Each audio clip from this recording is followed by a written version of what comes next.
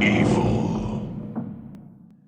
Hello family, my name is Chris, I am your home gamer dad, and welcome back to Resident Evil, the board game. Last time we fought our first boss and we beat it, well, drove it away at the very least. The Yawn was chased out of the attic by Chris and Kenneth, and from that we were able to get all 4 death masks. Now remember, you get 4 death masks if you have the Into the Darkness expansion added to your base game, which is what I do right now.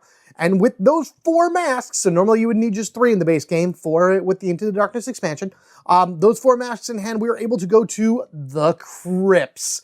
This is going to be an interesting one because there's more than just our standard zombies and dogs and crows and crimson heads running around. No, my friends.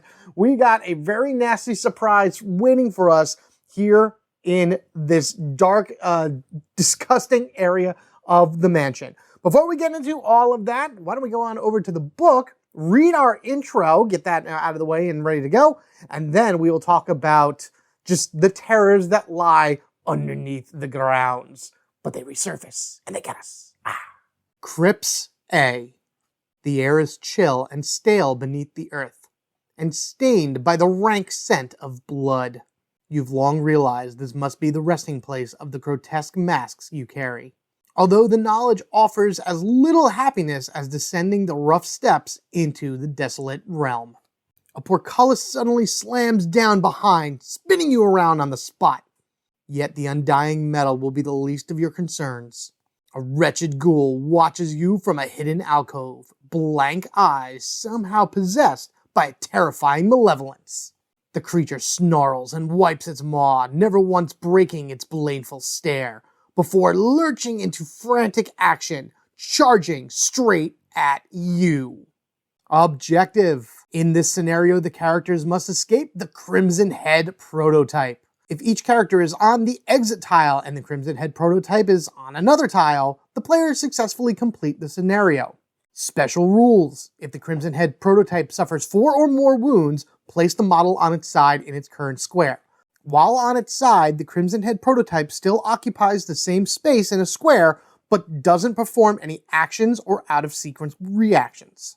If the Crimson Head prototype is on its side at the end of a character's turn, remove a wound token from it, returning the death masks. At the start of the scenario, shuffle all 4 crest tokens and place them face down to one side of the playing area. When a crest token is revealed by an exploration card, place one of the tokens face down in the indicated square. If a character is placed in the same square as the face-down crest token, flip the token. That will not require an action to flip it, it just happens when you walk on it. A character in the same square as a crest token can spend an action to discard a death mask with a symbol on it that matches the token, then discards the card. Dangerous escape. In the base game, this reads, after 3 crest tokens have been discarded, unlock both puzzle locked doors. However, because we are playing Into the Darkness, we will have a new objective for here. After all 4 crest tokens have been removed, unlock both puzzle doors. Card decks. There are no new cards added to the A deck. There is no B deck for this scenario. And for the tension deck, shuffle 2 number 8 tension cards into the tension deck at the start of this scenario. There are 3 exploration cards, and after completing the scenario, add Garden A scenario to the map and remove both of the number 8 tension cards you added to the tension deck. As per usual, you'll read through it in the book, but it's better to actually see it in practice going forward. Crimson Head prototype. Let's actually talk about this guy right now. He has a unique model for him that you would find, I believe, in the, I can't remember what it is. It's either in the director's cut or it's in the Into the Darkness expansion. It's in one of the two. I put it up on the screen to let you know officially there. But he is just a regular Crimson Head, basically unstable mutation. If you do not have this piece, use a Crimson Head with the prototype token next to it to represent this enemy. If each Crimson Head is already removed, basically it's saying if you use all your Crimson Heads, you just kind of move one to the other and it becomes prototype. I'm basically ignoring that bottom part right there because I have a model that represents the prototype itself. Plus, I still have a whole bag of Crimson Heads, so that doesn't really matter. However, it does have Unrelenting. This enemy ignores closed and locked doors when moving and determining linked tiles. So it just goes. It has no care at all in terms of like lock stuff and whatnot. And it moves 2 spaces a turn, or whenever it takes its turn. It does have 4 health. It's a threat level of 7, very, very high. And in addition to that, it has 3 attacks. Its base attack, it has to be in your same square, do 1 damage.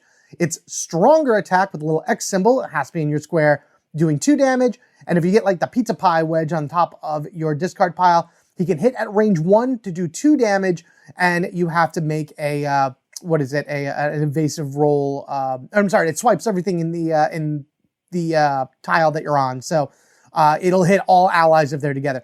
He is still considered, even though he's a prototype and stronger, he is just a 1 base, so basic dodges will avoid all of that stuff, which is great.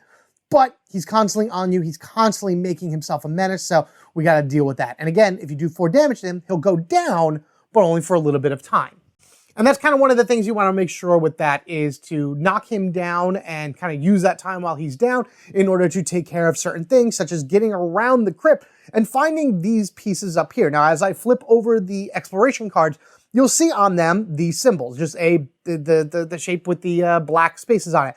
I have shuffled these up. I have no idea what order they are, but they are all 4 crest tokens: the star, sun, moon, and wind. And as you can see right here with Kenneth, each one of the masks actually has a representation for that particular crest. I will show on the exploration card one of those. So I'll take a random one, put it on the exploration card. When a character steps on it, we flip it over to see what the symbol is. I then got to get Kenneth there and use the appropriate mask on that symbol in order to unlock it of sorts. Once I have found all 4 of the spots there, and then all 4 masks have done, the starting spot where the Crimson Head prototype starts unlocks. Both my characters got to get there, and as long as the Crimson Head prototype is in there as well, we have completed the scenario. No additional C items gained or anything like that. This is run around, unlock the door, get into the gardens. That's our whole point. So who are we taking into this mission? Well, Kenneth will be our first one that we're bringing in right now. We've seen him for quite a few episodes right here with Chris and Rebecca, but now he is going to finally come on. I think going forward, I won't use him, especially going in the gardens. I'll probably bring in Barry. But with him having the most inventory space and whatever, I think it's best for him to hold on to these masks and move around the best he can. Plus, I love his Master of Knifing. It is amazing and will be really good for keeping that guy at bay, the Crimson Head prototype. We know what he does. He's a chemist. If he uses an herb, he gets to keep one of them if it's mixed. And he's the Master of Knifing, so he has the Master of Knifing card to him, which is a stronger knife than anyone else in the game. I do have this little token on him because that's going to actually show me whose turn it is now, so I can keep better track of that. Joseph has decided to join him on this suicide mission of sorts. Hey, why not, right? I chose Joseph because last time I used him, I don't think I used him correctly in any way, shape, and form. I definitely am going to fix that now. He is the master of moving, I would say. At the start of Joseph's turn, place him in an adjacent square. He just moves. He just moves at the start of his turn. Doesn't even cost an action to do. And then his Alpha Team Scout is that whenever he pulls an encounter card after the card has finished resolving, he moves a space. So he's just jump, jump, jump, jump, jump all around. I may end up giving him a mask or two, depending on what crests I find. If I find them in certain orders, I may give him a crest, a mask, and then he can run to unlock it while Kenneth goes and figures other things out. Weaponry-wise, we got the knife and the shotgun over here for Ken. Joe has the handgun, grenade launcher, and flamethrower. Flamethrower is at 6. Grenade launcher is at 5. Handguns are at full. They each only have 1 kerosene on them, so I gotta definitely find something in the A deck for that. Ken will only have the shotgun as a main offensive long-range weapon for 5, and then he is also the Master of Knifing as well, so he just needs to be next to somebody and stab him to death. So with that said, let's move everybody to the main board and put them in their starting spots. This little symbol right here is just to kind of represent that this is the exit tile. As you can see, it is locked by 2 puzzle doors. Once all 4 masks have been put in, these immediately unlock, and then I got to come and get in here, and both characters have to be on this piece right here without the Crimson Head prototype, which, by the way, that is where he is starting. Crimson Head prototype starts right here. We got 2 regular zombies up there. Spot number 1 is actually going to go to Joseph. I thought I was going to have Ken start, but I'm going to leave Joseph as the starting person here because I think he can run in, defeat that zombie really quickly, and then immediately start exploring up it. This whole map is going to grow that way. So as we move north, we're going to be able to do everything we can there, and then we got to turn around and come back basically as this guy is chasing us. So we're actually going to have Joseph start first, and then we'll go ahead and have Kenneth go second. So he starts over here on this spot. And with that said, We got that all shuffled up and ready to go. We got our encounter deck all ready to go. I'm actually just going to move this right over here to Joseph now because it is his turn. We got one ink ramp in between the two of us. I don't think we're going to need it unless we get completely lost and separated between us, but I think we'll be all right. Joseph, take your move and then your 4 actions, which is going to be this. He's going to do his free move. So that's it, the beginning of his turn. Boop, he has moved 1. That now puts him adjacent to that zombie right there. He is going to immediately use the flamethrower, bringing that down to 5 and doing 1 damage to the zombie, which again, if we use the flamethrower, completely obliterates it. So fantastic for that. All right, so we got a diagonal shot for the flames right here. Burn, burn, burn, away you go. So you don't even leave a corpse, which is good. But now the Crimson Head prototype reacts. So he's going to pretty much react every time if somebody does some type of weapon shot. Now, he's going to move to the closest character. 1, 2, 3, 4, 5. 1, 2, 3, 4, 5. They're both equal distance apart. So he's going to now go 1, 2 towards the active player. So that is already not a good thing because he's going to be in Joseph's spot really fast. So we did 1 action. We're going to do 2 actions. 3 to open this up. And 4 is going to move in. Now, I'm pretty sure I'm going to be drawing something in there. If it's bad, I do have an additional move on Joseph in order to move him somewhere else. So already we're getting right into it. We're already trying to explore as much as we can. Joseph bounces on in. Just want to make sure one time. Free movement, 1, 2, open for 3, move in for 4. Exploration card. That's actually exploration card number 2.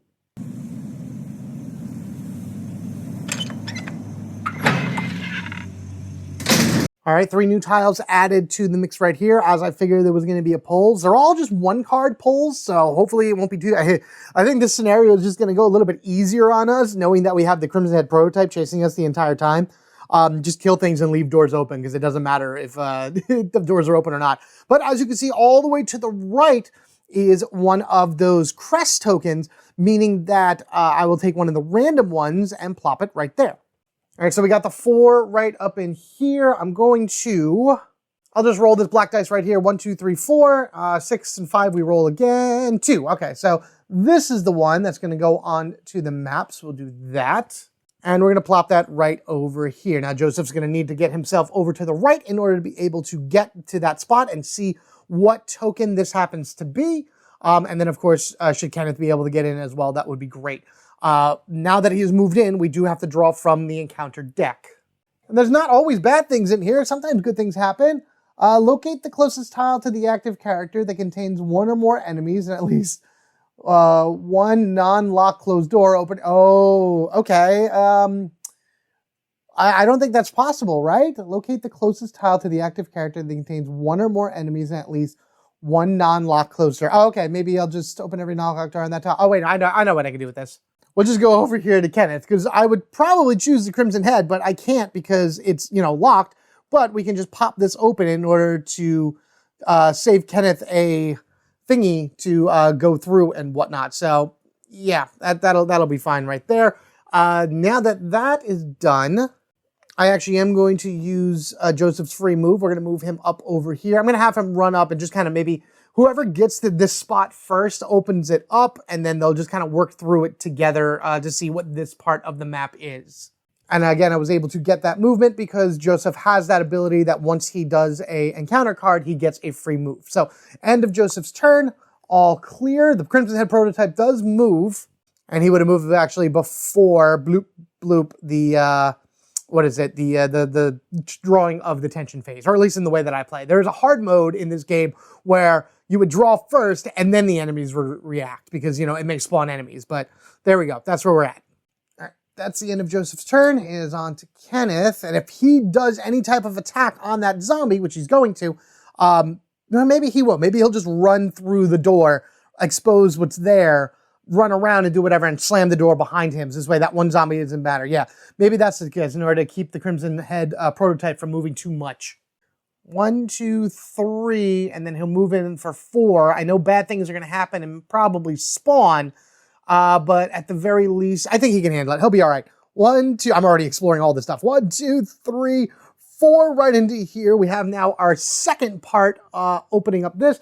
This is exploration card number 1. So now we get to see what's all on this side.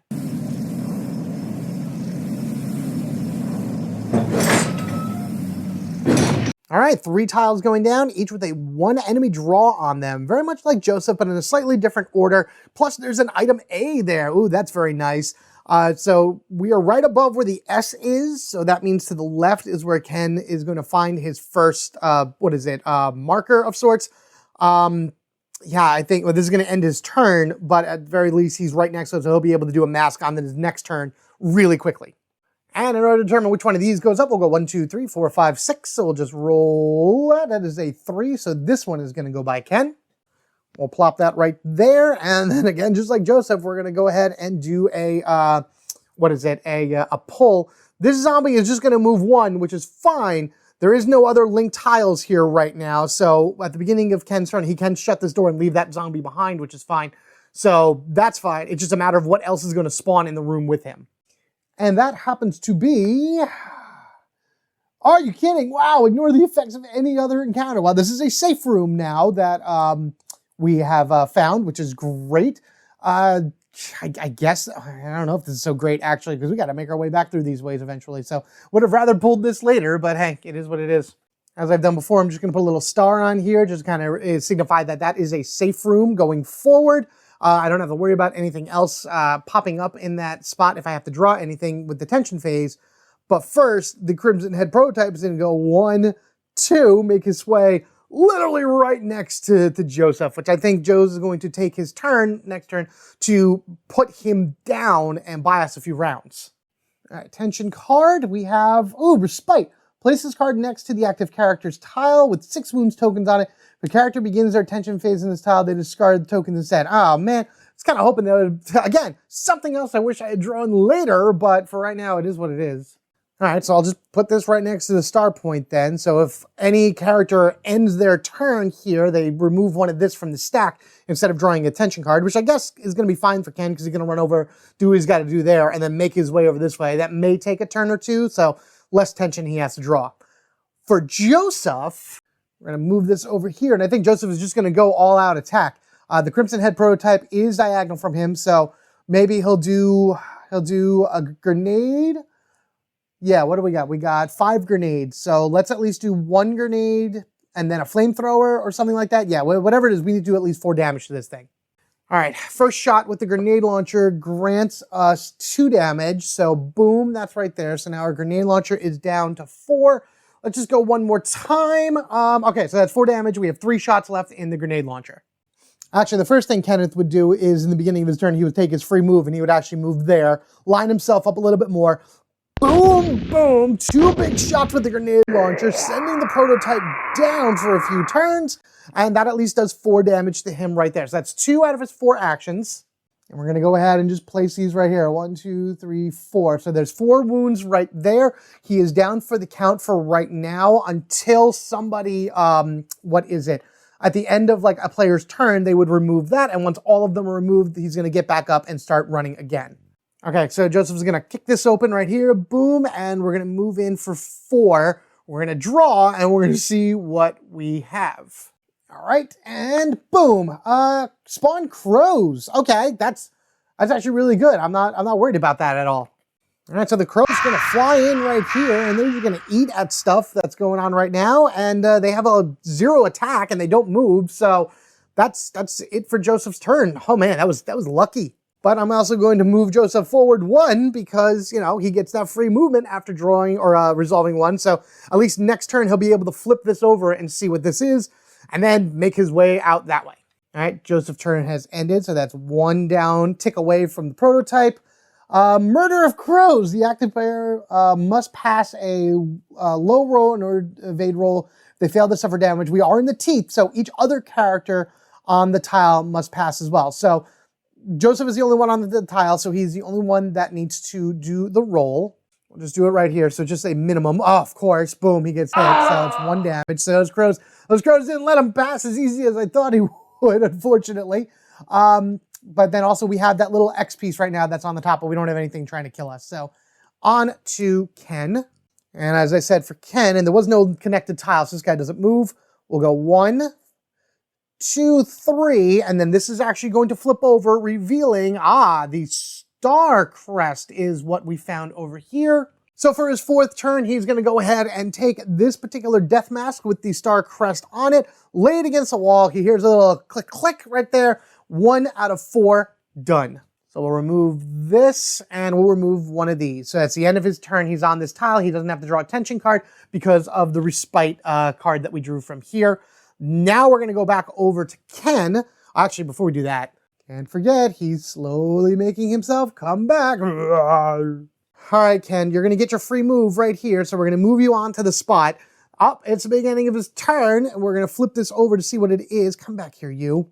The moon. All right, so the moon crest is right here. I got to go get the moon, what is it, thing for this one. So I think what I'm going to do is I'm just going to spend 4 turns. I'm going to go 1, 2, 3, 4, and that's going to end Ken's turn.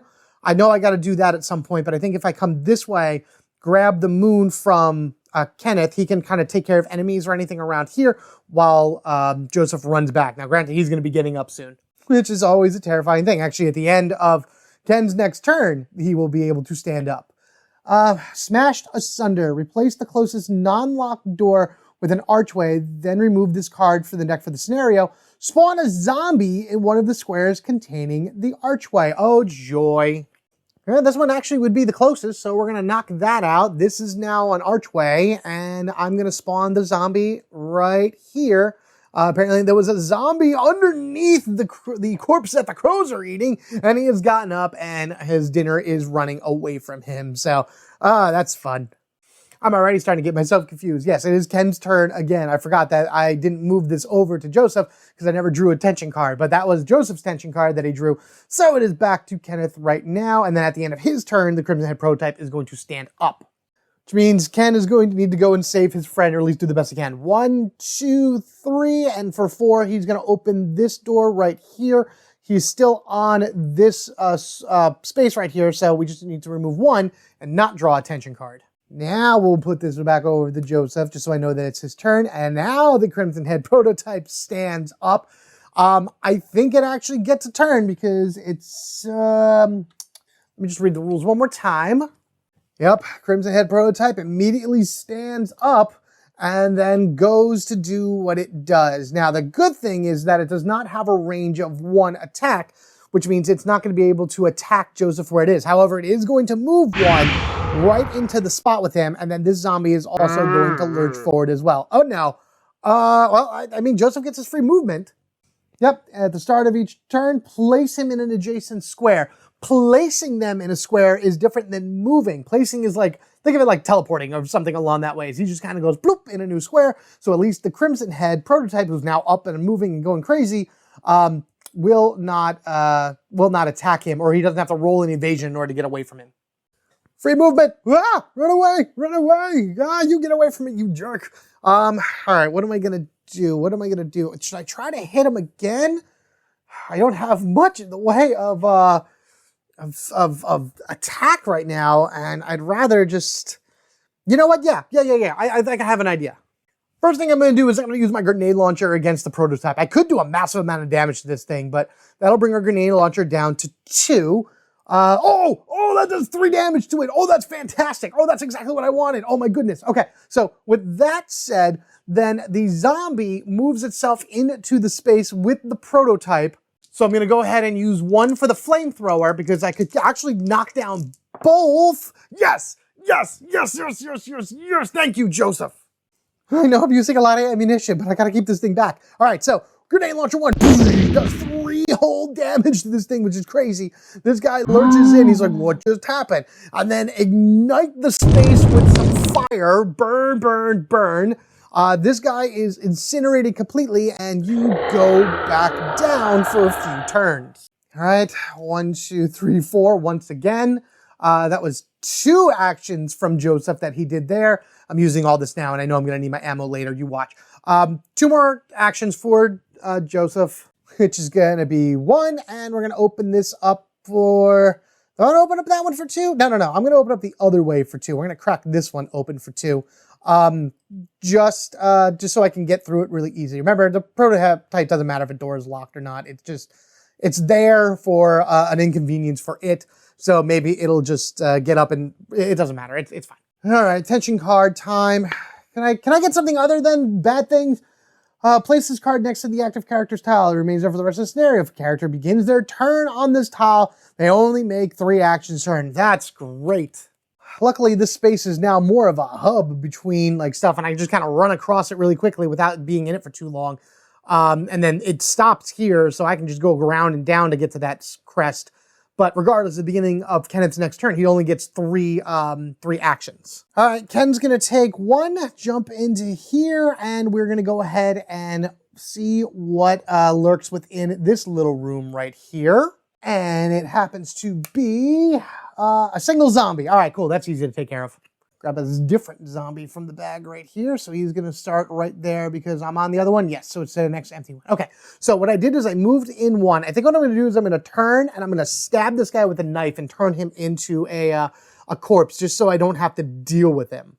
Most things do 1 damage, so we'll see what we get. Ah, see, there you go, that's 1 damage. So now it is a corpse. I remember Master of Knifing gives him the 1 range with his knife. God, I love that knife so much. Oh, so you go down with a knife splat and boom, you go there. All right, so I moved them for 1, knife for 2. Man, I really don't want to draw any more attention cards, but I think what I'm going to do, do I want to just open it up for Ken? You know what? Yeah, let's do that. Let's go 3 and 4. I'm going to open up this spot for Ken, just so maybe, or I'm sorry, for Joseph. Joseph and Ken now consider it. Yo, there you are, man. Where have you been? Oh, Kenneth, my friend, I've been looking all over for you. Quickly, I found something useful. Forgot to move this over to him. See, it's supposed to be a reminder token, but if I don't move it, I'm never going to be reminded. All right, so that's done. There are no zombies that move or anything. The Crimson Head prototype ticks down for 1, and we draw a tension card, which is an all clear. Finally, going to start finding them. Now it is Joseph's turn, and what I'm going to do is we're going to do an exchange action. I'm going to lose out on his free movement because it only happens at the start of a turn, unfortunately. But what I'm going to do is I'm going to give him the moon mask right here, and so he can then go as fast as he can to that spot and click that in. Let's just move these up, move them, put them next to each other. Organize your inventory, everyone. All right, so that was 1. This is going to be 2. Now remember, he will get a free movement after this, well, at least I gained something. But let's just first see what's in this room. The next one is spawn a corpse. At the end of the active player's tension phase, replace each corpse on this tile with a zombie. I have no way of burning this, unfortunately, because I didn't give anybody a lighter, but hey, we'll save him for a little bit. And he's just going to stand up at the end of the turn anyway. So that was 1. Free movement, there we go.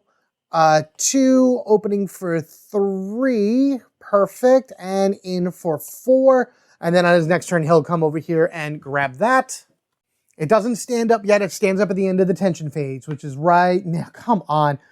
Sinister Echoes. Place this card next to the tension deck with 4 wound tokens. If a character makes an attack while this card is in play, after resolving the attack, draw a tension card.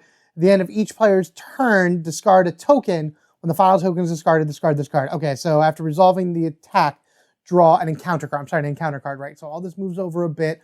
These are those special cards that you get in the director's cut and whatnot that I say only have a one-time use here. And it's at the end of each character's turn. So there's that. Now again, this is something that I always get confused. I guess the whole turn is this. Maybe that shouldn't have happened there. Maybe it happens, maybe that ticks away at the end of the tension phase. Okay, it's been a while since I played this for you guys and everything, so I kind of forgot. Yes, I've been pulling that a little early. I shouldn't have been pulling it as early as again. So a character's turn consists of 3 phases: action phase, reaction phase, and tension phase, where the reaction and tension phase are flipped in the hard mode. So technically, I'm still in the tension phase of the active character's turn. It is now the end of the active character's turn, so this would tick away and this would tick away. So that's how that would work that way. I gotta remember that. So that was Joseph. He did that. Ken will now be able to go.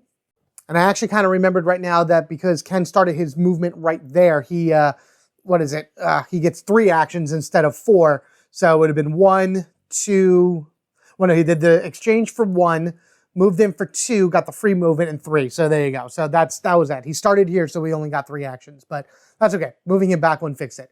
Ken, do I want Ken? You know what? Yeah, let's just have Ken move this way. He'll open up this door, basically do our last area up here, and then once Ken runs down, he can run back up fast. So Ken is just going to go 1, 2, 3, 4. This guy is actually a zombie as well. So Ken's going to move back 1 turn and whatever. Let's use the shotgun.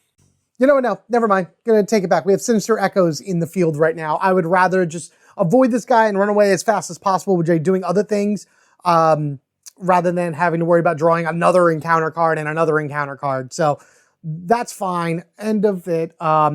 Reaction phase, we're just going to move up 1 because he goes towards the active player. Let's go and draw a tension card, which could be bad, but we'll see. Let's see what's my thought. Place this card next to tension deck with 6 wound tokens. While this card is in play, always use the symbol printed on this card when resolving. Oh my goodness. Okay, and when does it go away? Each time an enemy is killed, discard a token. 3 and 6. So basically, no matter what, I'm going to be using this ability, which is a stronger move for the Crimson Head prototype. This goes away once things are killed, but I'm not going to be able to start killing things until this goes away. Well, only at least a few more turns for that, but the prototype's getting up as well. Knocking this thing down doesn't count as a kill, by the way. It's just temporarily immobilizing it. Joe, you need to do something now. So we got a free move right there. Action 1 and 2 will be to activate the moon token right here. So he'll take this out of his inventory, place that on the wall, and just like the other one, click clack, we got 2 out of 4 done. All right, so that's done. Right, that was a free movement. 1, 2, 3, and we're back in the room for 4. And that's going to be the end of his turn, reaction phase. He's actually going to move on to Joseph. So, yeah, that's bad. And this dude is actually going to get up as well. All right, reaction phase done. Tension phase goes. All clear. No, it's not. No, it's not, because this is good. And boom, boom, Crimson Head prototype wakes up once again. And up he goes. He doesn't get 2 actions, but he's still running like crazy. So with that said, it is Ken's turn. I don't want to have to fight that zombie that's with Joe. Joe is going to have to just avoid him the best he can. I think Ken's best move right now is to, for 1 action, knock open this door and charge in, boom, for 2, and filling out the rest of the map, which is exploration card number 3.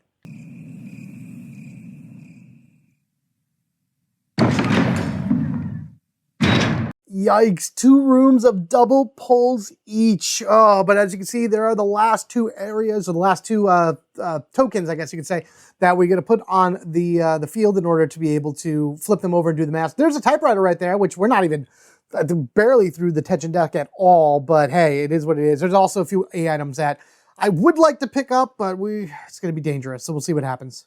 All right, we moved into the room regardless of anything, so we do got to do a double pull, but I think it was kick over for 1, 2. I'm actually going to shut the door for 3 in order to not trigger the zombie to attack Joseph, which he would at this point. Do these pulls and then see where they spawn. I'm on a spot, and there's a spot up there as well.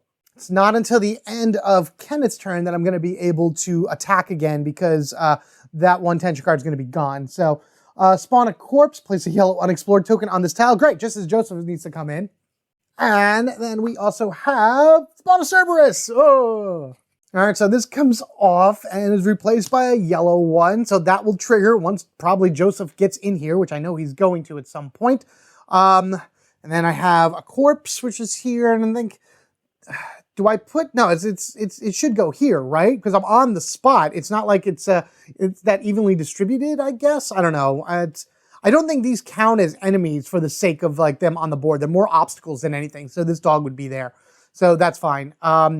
Kicked open for 1, moved in for 2, shut for 3. I do have a 4th action. That dog's going to move 2, which is going to be, you know what I'm going to do? I'm actually going to move up 1. We'll leave this here.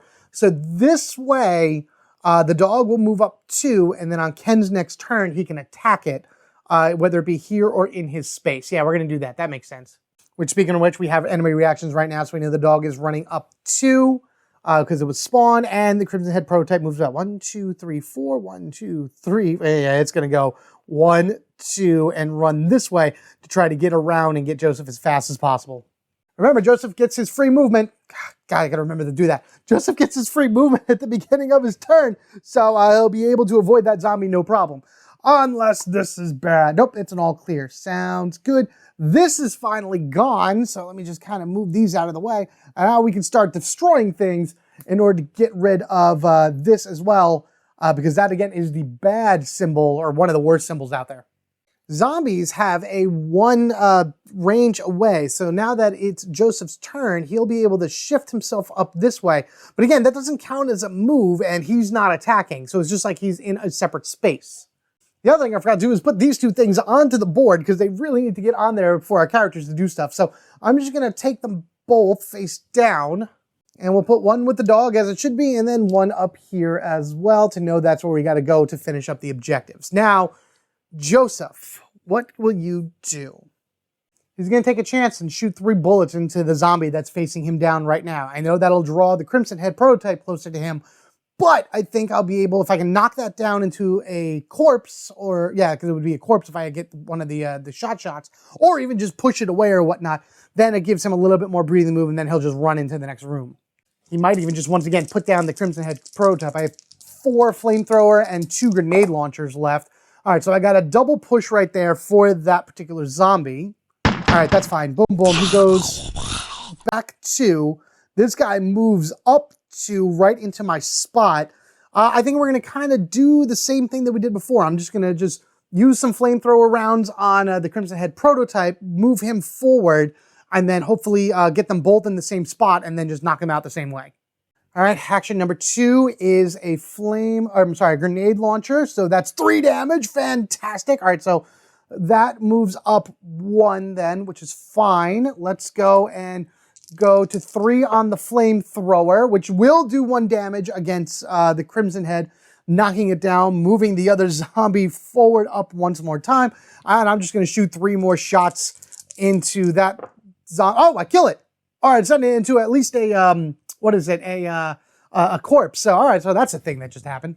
All right, so just to play it out, grenade launcher, kablooey, does 3 damage to the Crimson Head prototype, moving this guy up 1. Flamethrower to the Crimson Head prototype, which does 1 more damage, knocking it down. I'll put that on.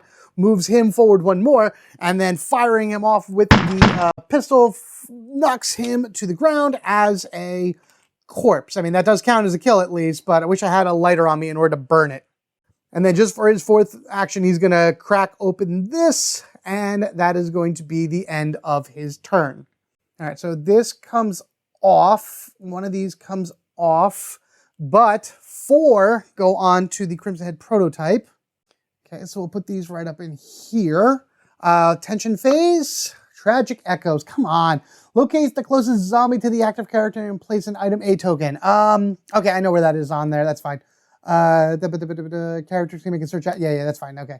I know where the zombie is on the map to do that. That's fine. I took out 1 for those already. It is now officially the end of Joseph's turn, so Crimson Head starts re-energizing. Ken. So the zombie I talk about is all the way down here. This is the one that was in Ken's room at the beginning. So this one actually has had an 8 item on it the whole time. And Ken being 1 away from the dog up here, we're going to go ahead and action number 1, strike at it. That was a double hit, by the way, on there, which does 1 damage, which is enough to kill the dog, knocking it out, which is great. So we did that. Moving forward for 2, this automatically flips over. Number 3 then is the sun crest, which is this death mask right here. So he's going to go click, click. All right, so that is good right there. We are going to hang that on the wall. And then action number 4, he's going to move back 1. He wants to get a little bit closer to Ken, because I think what he wants to do is he wants to get Ken, the other death mask, have Ken run as fast as he can to the other side in order to be able to lock it in. And then the 2 of them can just kind of make their way back this way to the puzzle, to the final room, and, you know, exit together. That sounds like a good plan. Tension phase, all clear. Remove 1 from the prototype. Then maybe Ken can actually use some of his ammunition and whatnot in order to keep the prototype busy for a little bit. All right, so I think there's going to be a little bit of a weird chain reaction that happens here. You guys let me know if this is exactly how you would do it, but this is how I'm going to play it. Beginning of Ken's move, or I'm sorry, Joseph's turn, he gets his free move, which actually puts him into here. Now, I know that's a teleport and whatnot of sorts, but I'm still going to say him coming in here is going to trigger drawing 1 from the encounter deck, which happens to be, place a yellow unexplored token on this tile. Perfect, that's great. Because once our characters leave, we have no need to come back. Second move he's going to do, he's going to move back here to this A item. And now for his official turn, he's going to spend 1 to pick up the A item. So let's see what this is. Come on, be something good, be something good. Actually, that is good right there. Oh, that's a kerosene tank. So that puts, places character's card face up with 3 kerosenes. Character in this square can spend an action. Okay, so he was on the space. He's did 1 for this. Action number 2. He's going to take this kerosene and reload it into the flamethrower, bringing it back up to 6. Action number 3, he is going to pick up all 3 kerosene tokens like so. Fantastic. And then action number 4, he's just going to move up 1 right there. So this way now Ken can give him the mask at the beginning of his turn, and then Ken can kind of be the one that's baiting the, the Crimson Head away while, Ken can do that while Joe runs up over that way. Yeah, that's how we're doing this. Because ideally, if you look at it that way, Joe can make 5 moves a turn or move 5 spaces where Ken only moves 4. So let's draw this first before I remove that from that. There we go, and all clear. We'll remove this. Now Ken is going to go ahead for 1 action, give this death mask to Joseph. And then he's just going to go 2, 3, 4, just kind of make his way back over to this side a little bit. And then, because this guy's going to immediately stand up at the beginning of the turn. That's going to be a little bit problem for Kenneth on his turn, but I think he'll be able to avoid it the best he can. If he can get back to this room and not draw any tension cards and just kind of wait for Joseph to do his thing, he should be all right. All right, let's draw the tension card. Flickering Lights. Place this card next to the active character tile. It remains in play for the rest of the scenario. If a character on this tile makes a successful attack, they must re-roll the attack. Ooh, this is good. So I'm just going to kind of slide this in here. Flickering Lights mean that if I attack and I hit, then, whoops, get back here, you. Then I have to re-roll. So that means I better get out of this room as fast as I can and just kind of lead the guy away from me. But speaking of which, whoop, there he goes, standing up, ready to go. Because that removes the last one here from the Crimson Head prototype. Now we're on Joseph's turn. Can I retcon something really quickly before I move into Joseph's turn? I know he only has 1, but I'm going to say that Joseph gave, Kenneth the grenade launcher because it does the most damage. There's only 1 shot left in it regardless, but it's at least 1 more bit of ammunition that Ken can use in order to fight the prototype. Yes, he can knife him and all that other fun stuff, but at least the grenade launcher should be able to do something. So that was the exchange that they did. He got Joseph got a mask, and then Ken got a grenade launcher. All right, free move for 1. We go 1, 2, 3, 4 because I moved or I ended my turn on this. Come on, don't be. Okay, good. That is a 2. I can actually remove both of these. It does not get up, but that is the end of Joseph's turn, which really stinks because he's not going to get a free move at the beginning of his turn because he has to use a turn in order to open up and go in that way. But he'll be able to pick up that A item, which shouldn't be a bad thing either. Crimson Head prototype does not have his ultimate attack that's a range 1, but he will move on over here. If he does attack and hit Kenneth, he will do 2 damage. So this is going to be bad. Oh, I wish I had a lighter for Joseph. All clear. Because then if I had a lighter, at least I could have had him burning stuff and getting rid of virtual blood. Because that's really it, right? Use symbol. Oh, yeah, because that just uses that symbol. Oh, yeah. All right, so I'm going to roll it up over here. Kenneth is going to try to run away from the Crimson Head and fails, so he actually takes 1 damage because it's just a normal attack. But he gets to push him, so he's going to push him away. So that's 1. And then 2, 3, 4. 1, 2, 3, 4. 1, 2, 3, 4. Okay, yeah, so Joseph is further away. Okay, good. Yeah, come at me, you little bastard. Come on, you puss bucket. Get over here. So he's actually going to take his 1 damage, and then the Crimson Head is going to charge right away, trying to get at him. So that's kind of what we would like to do. Just kind of lead him down over this way, kill him, and then just see what happens, or knock him down at least 1 more and see how we go from there. All right, tension phase, all clear. Now Joseph can go.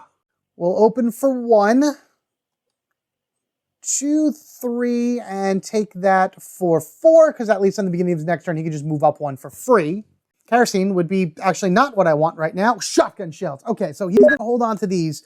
Would be great to give them to Kenneth, but it's not going to matter at this point just because of that. Now, the Crimson Head is going to move. Once again, boop, boop, right on to Kenneth's spot. Just move this over this way, like rips the door the other way, because he will always get a reaction no matter where everybody is. I mean, granted, they're linked anyway, but whatever. And again, his attack isn't range at all, so it's not really all clear. Ken's gonna go. Let's try again. I want to get Ken a little bit behind. Oh, God, takes another hit. We'll push the Crimson Head this way.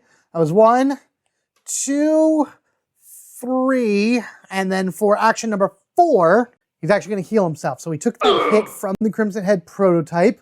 We're going to go ahead and use the green herbs. Each one is being healed at 1, but he's going to use his special chemist ability to hold on to 1. So now he's back at full, and then that's going to be the end of his turn. Crimson Head didn't like that, so it's 1, 2 right next to him. Drawing from the tension deck, frayed nerves. If the next character is on the same tile at the start of the tension phase, they begin their turn on, they must draw 2 additional cards. He will not be on it, so that's good. After resolving this card, remove it from the game. Oh, wow, so frayed nerves is gone now, so I don't even have to worry about seeing this ever again. Oh, that's cool. It's a weird thing to have, but all right, we'll do a free movement up there for Joseph, and then number 1, crack open the door this way, and movement number 2, go on in. And as soon as we walk on in, we're going to go ahead and draw 2. But we actually know this is the win one, so it's a free action to flip it over when I step on it anyway, so I know that's there. So let's draw our 2 and then see what's in this room that Joseph has to deal with. At least he's only 1 away from a place once they spawn here, so we can burn them really quickly and then run and do what he's got to do.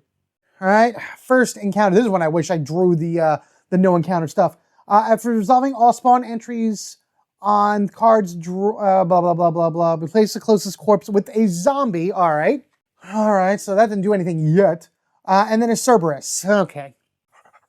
So this dog comes right in here, and this guy's like, oh, smells good. Stands up, and he is also now ready to enter the fight, which he is definitely closer to Joseph, so he'll be shambling his way, over that way as Joe.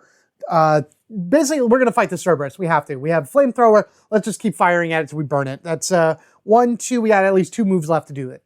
I'm actually also going to use his free movement to move him onto the space with the Cerberus just to give me a little bit more edge to try to get around. And now I know if I miss this, he's going to hit me, but I should have enough health and healing in the storage box to be able to survive. All right, so we just need 1 hit in order to kill it, and we don't, so that's that. So Joseph does take 1 hit. We do have 1 move left, so we'll push the dog, and we'll attack 1 more time. There it is. Okay, good. So at least now we know that the dog is defeated, even though Joseph took a wound.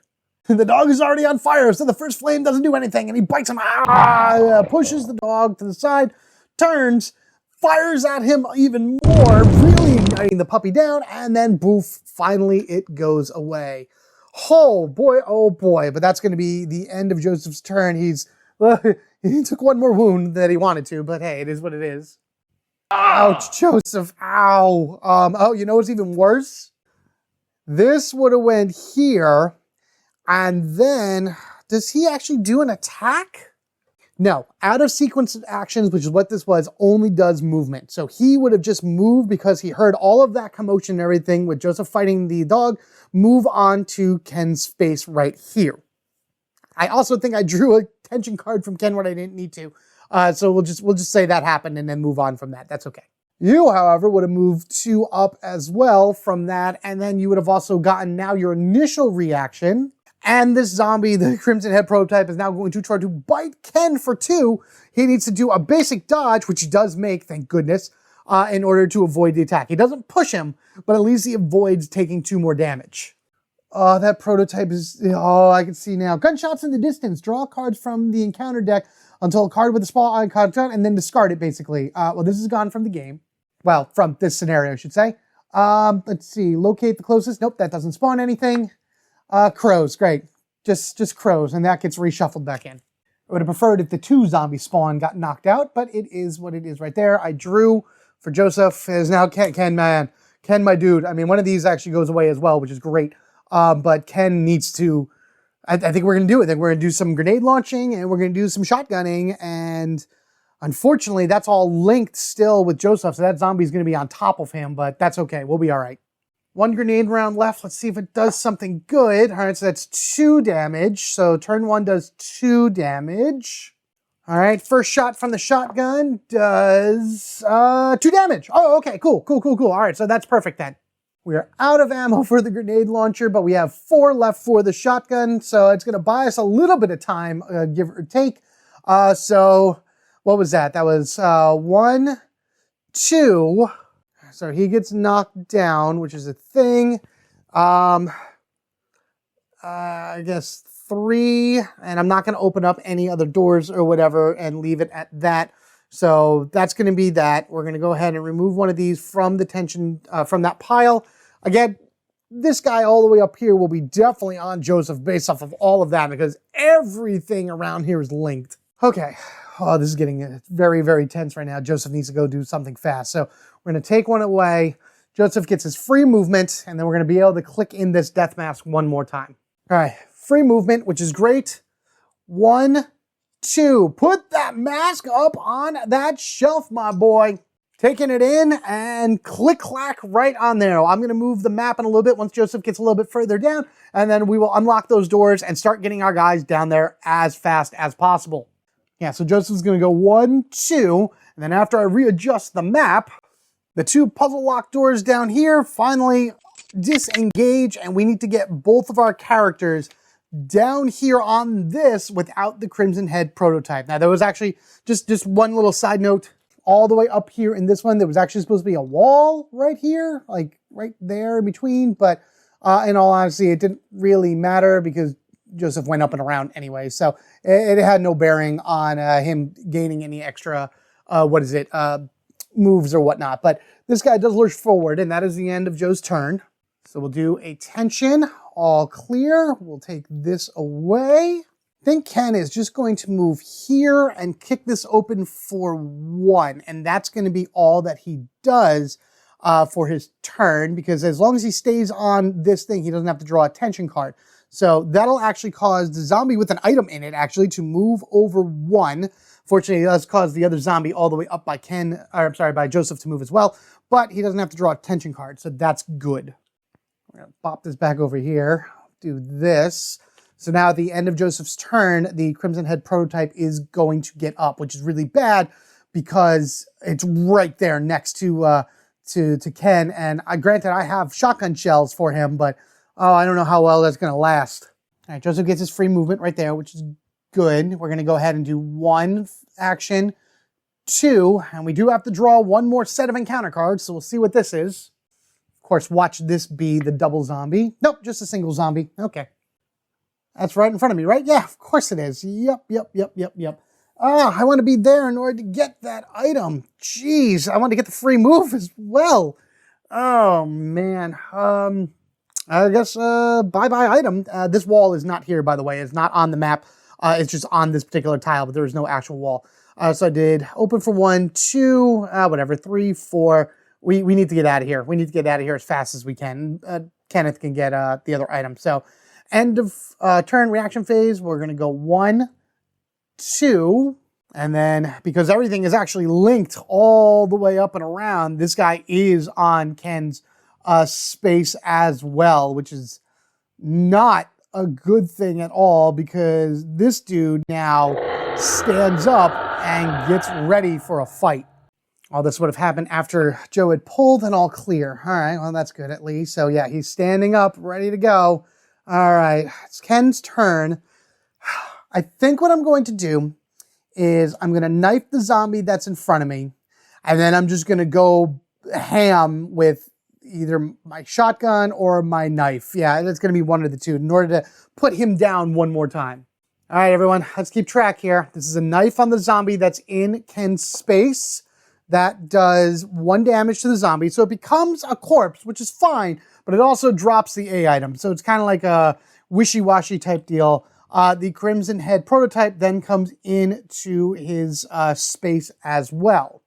Now, what we're going to do, so now there's a corpse on the space with both Ken and the Crimson Head prototype. I'm going to take my shotgun and I'm going to fire 1 bullet at this thing, doing 2 damage to it. So that's good. That's half its health. Now that corpse stays down. We're going to take another shotgun shell to this thing, doing 2 damage to it, which is crazy. We're going to go ahead and see. It still stays down. Okay, so that's that. Sequence in action. Ken knifes this thing to death, kills it, sends it into a corpse mode. The Crimson Head prototype comes up.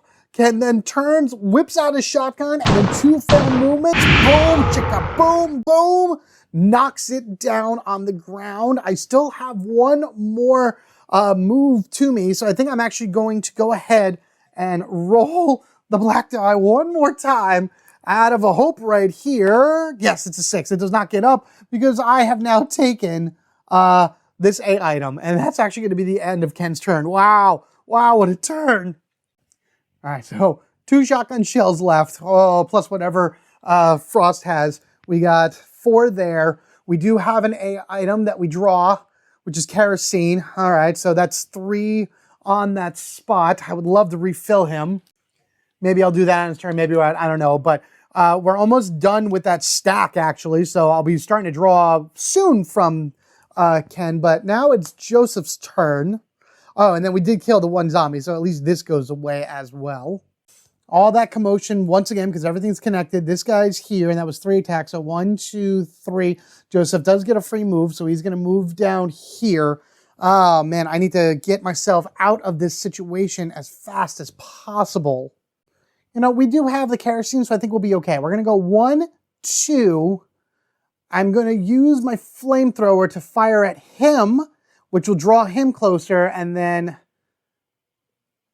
You know, no, first I'm going to do this. 1, 2, 3. I'm going to pick up this A item, which will not trigger their movement to me, and then I'm going to use my flamethrower to get him, and he's just going to move 1 space closer to me. And then Joseph on the next turn can get a free move for 1, and then get out of there that way. I just want to try to find ammunition for my more kerosene. All right, well, I mean, that's not going to really help me at all. I needed grenade launcher shells in order to refill that. Oh, boy. All right, let's kill that zombie. All right, flamethrower attack to the zombie. We'll actually do that, and that's going to be the end of Joseph's turn because that was his 4th action. I want to get rid of that tension card that has been sitting here for a while. So you are burned to a crisp, Mr. Zombie. You move on into me, which is fine. All right, 1 more of these gone. Actually 2 of these are gone now because I forgot to take 1 at the end of Kenneth's turn. Draw from the tension, all clear. Ken is just going to kind of back up, I guess. Actually, he's going to make his way up and out of here in order to open that door for Joseph. So first motion, crack die, come on, 4. All right, so that's good. So that's a 1 to get out of there. 2, 3, and he's going to crack the door open for 4. Yes, it's going to be a reaction for Joseph for that guy to be on him, but that's okay because Joseph's just going to move out of there anyway at the beginning of his turn. So I might as well just do that now, motion him in and get him on top. Wow, these zombies are just relentless. Ken does have to draw, all clear. So we're going to move that back to Joseph. And almost, oh man, we're going to have to run past this thing. All right, free movement for Joseph, which is fine. 1, 2, so I want to just 3, shut the door so this way you can stay right there. And we're going to do 4. I don't like it going up and around this way in order to get back to where you got to get to, but he's going to be chasing us like crazy. And I think if the 2 of them are next to each other, we can do enough damage to knock him down 1 more time in order to be able to prevent, him from following us into that room. So that's going to end that. He stands up once again, flip this over, all clear, and Ken's going to go.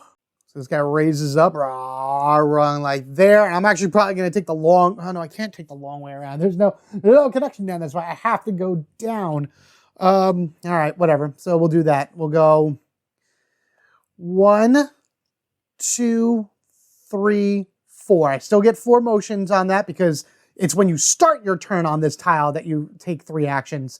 and Kenneth didn't start his turn. So that's going to be that. Again, everything is linked, so this guy is just going to wander himself around, whatever. But Crimson Prototype's going to go 1, 2, right next to Joseph. Oh, no. We still haven't found those cards that I put in here. Cornered. Locate the closest, the tile closest to the act character where there are enemies but no characters. Remove the enemy from it. Oh, so that guy's like, you know what? I'm coming back to get you anyway.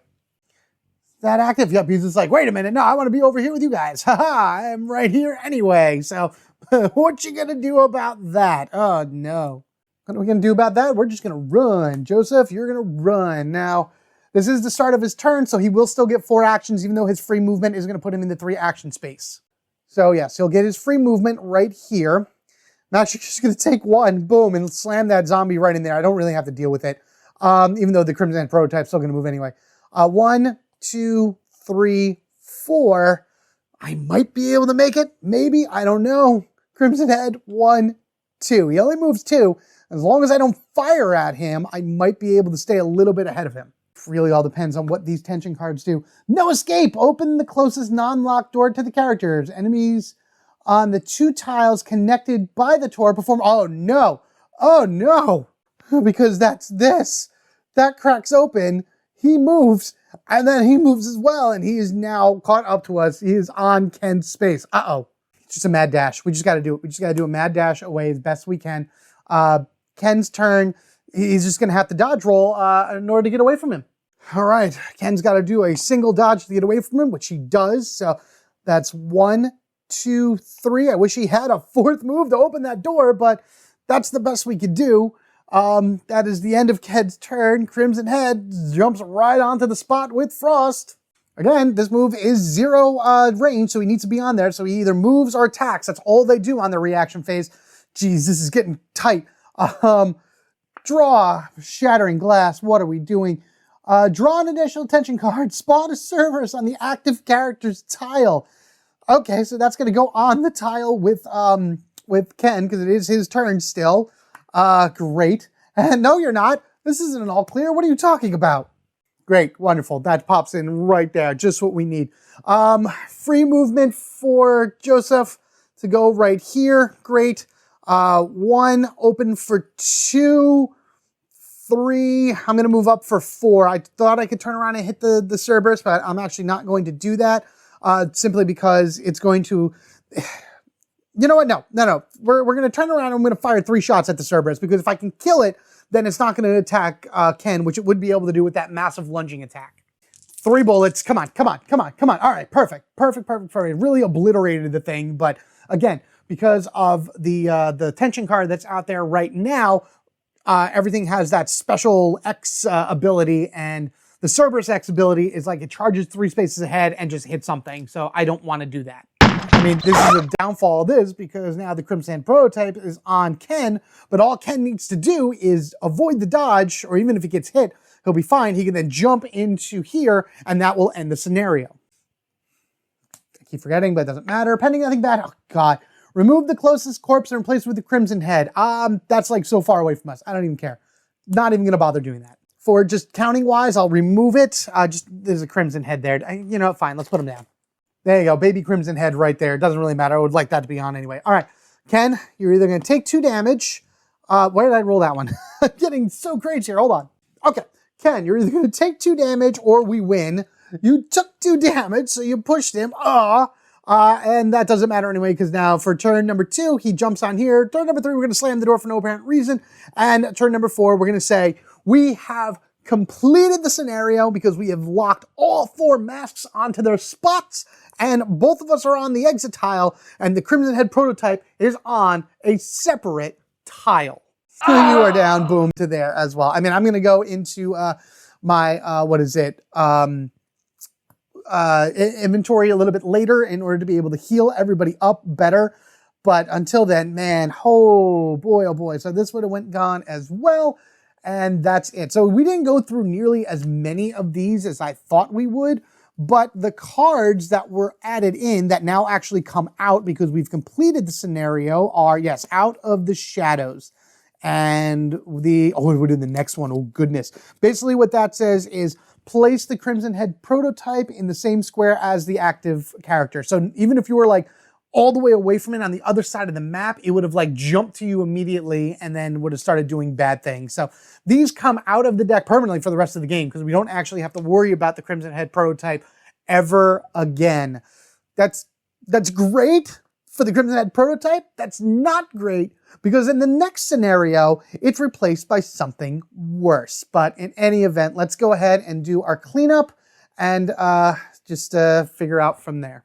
All right, scenario completion. It is going to increase the mansion danger level by 1. At the end of the last episode, I think I said we were on 7. We're actually on 8, so now we're on 9. Oh, getting even closer to that red, but we have some boss fights coming up ahead of us, so that'll actually lower it down a bit. There are only 2 corpses on the board, so we don't have to worry about that. And then if there are 5 or more zombies, there are 1. There's 1 zombie and 1. Does the Crimson Head count? It doesn't matter. It doesn't. Even if the Crimson Head and Crimson Head prototype count, that would only make 3, and so that's fine as well. You two just take a nice rest, shall we? Oh my goodness. All right, so here we are. We're at the end. We have like cleanup phases and everything like that. I'm going to take the shotgun shells and put them into the A discard pile to increase the shotgun. You know, no, I'm not going to do that because the shotgun will go up by 2, so it's going to be at 4. This will replace it by 4.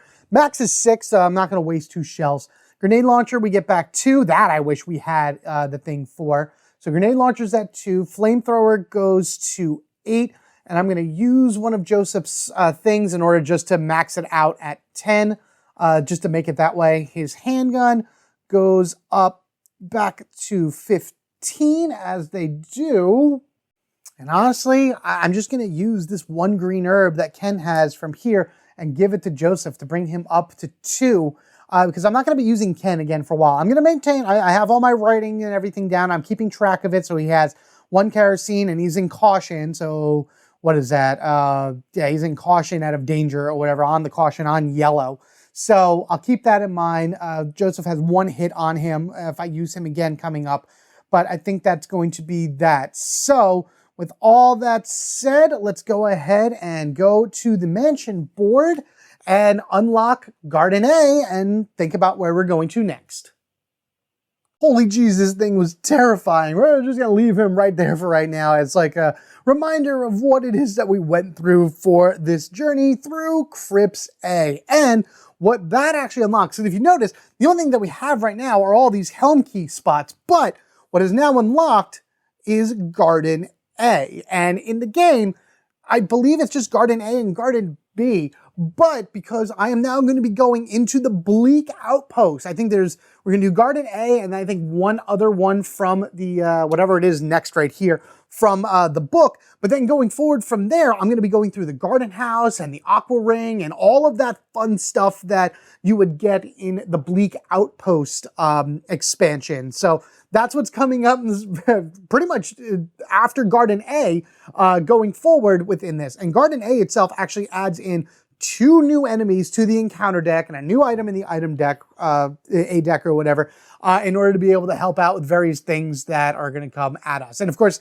the enemies we're adding to the encounter deck are just absolutely terrifying and terrible and just very Resident Evil-y and whatnot. But there you have it, everyone. Crypts A finished. Off to the garden is where we are going to next to find more sea items as well. It's going to be soon. Like whatever sea items we get next will pop. I think we're going to have one of these and then one of these that we're going to get, and we're going to find the other one going through the Bleak Outpost, at least. At least that's how I think it works for this or whatever. That he is permanently trapped in the crypts, which again, I'm sure happens in the game, if I'm not mistaken.